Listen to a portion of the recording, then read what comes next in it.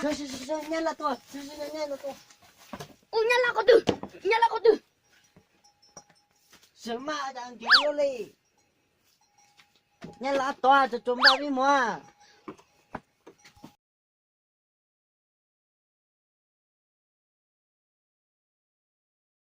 Batu ke mua.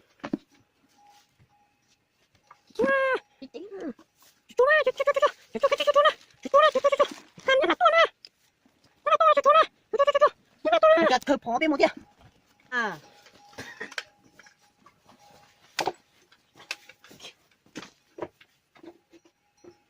Cam bắt chua.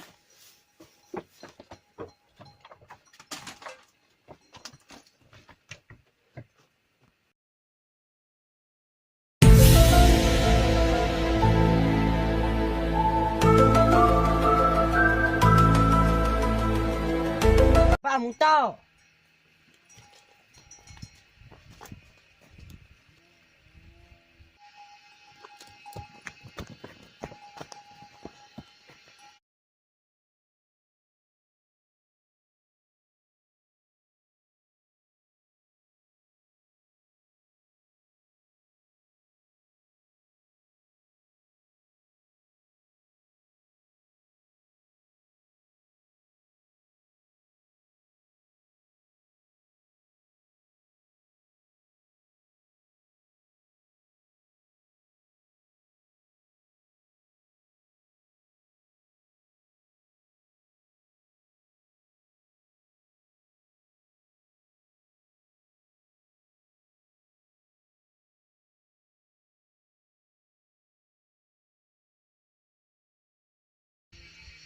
Ô, nhá là tiêu tua.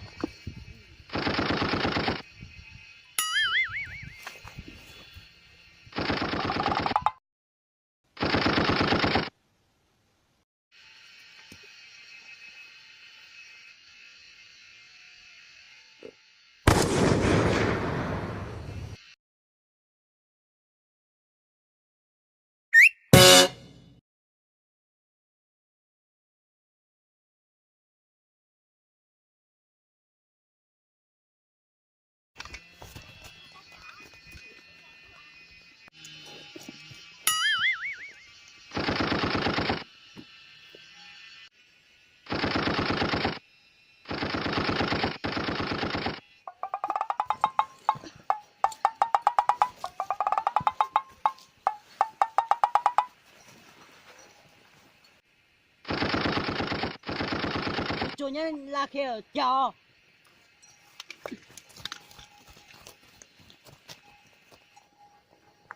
Ủa ta cho nó mò chút cái là mò.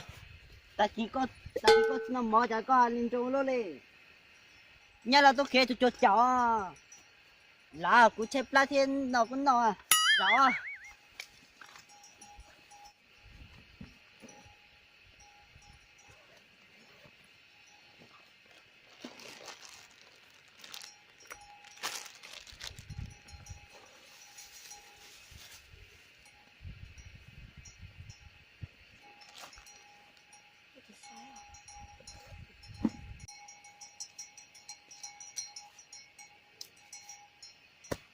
Nó chụp em không à?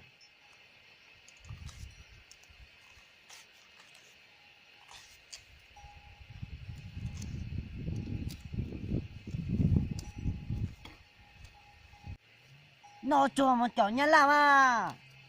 Chua à chú Chụp mà, cả chú cháu. chú nhá là kêu chú cháu.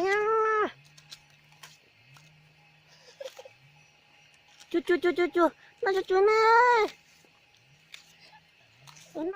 Chú mơ luôn chú có lại bên nó à?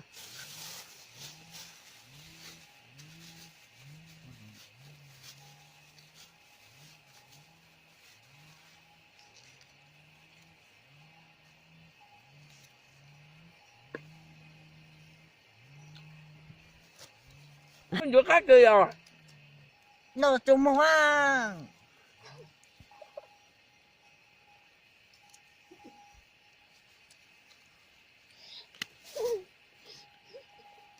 Ô mẹ tụi con lá cô đã chịu cô luôn đi. Ô mẹ tụi con lá cô đã chịu cô luôn đi. Lại gió. Nè cô lại nè. Lại gió. Nè cô lại. Là cho ai giờ mấy cho thế à? Nhá nữa. Ô, tiếc sao? Chả biết gì rồi à. Ô, tiếc sao? Chả biết gì rồi à. Anh nín luôn. Trời ơi, chia luôn đi.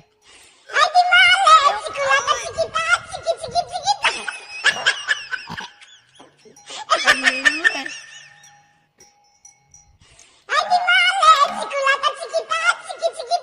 Trời ơi, chia luôn đi.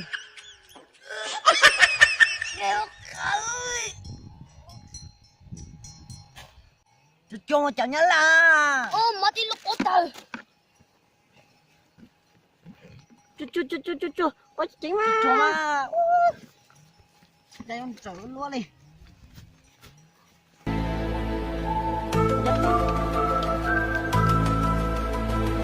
Nhà là tiêu.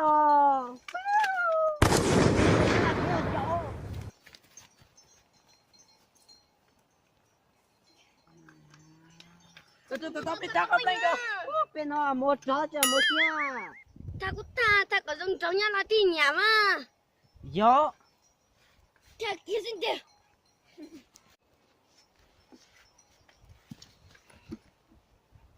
Nó. Kia mà. Ta nào. Ta có tiếc.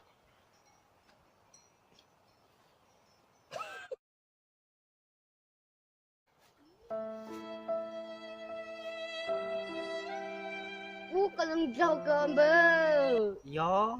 Muốn chơi nhà là thả có rồi. Chú mà mới bảo cho mua à.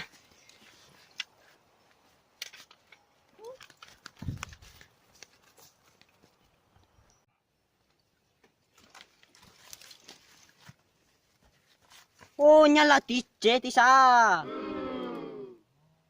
Mà muốn nó in chữ nhà là bụng beo nhà là không biếtตัวnữa. Đi mà.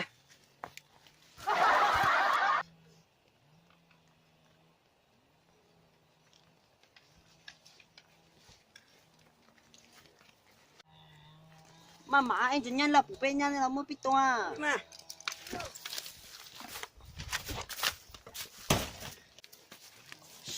Mà. Chị cũng muốn tiền này. Nhà là tổ. Cái con nó bơ.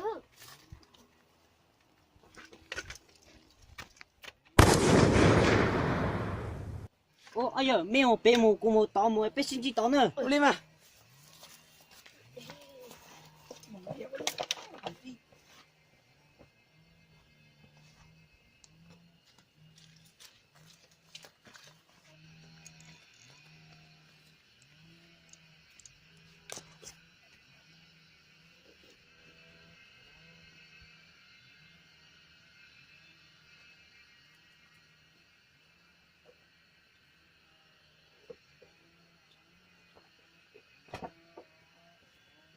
Simula sila. Cinta besar.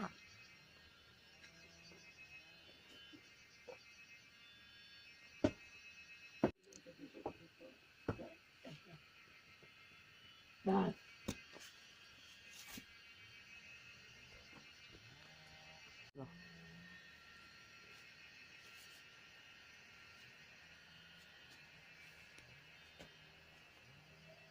Punya lah pisang, kau share.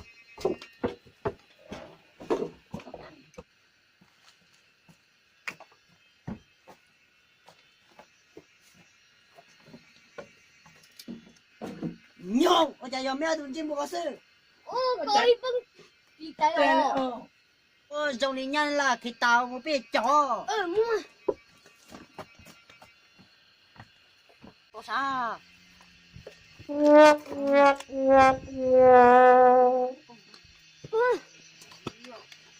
Bùng.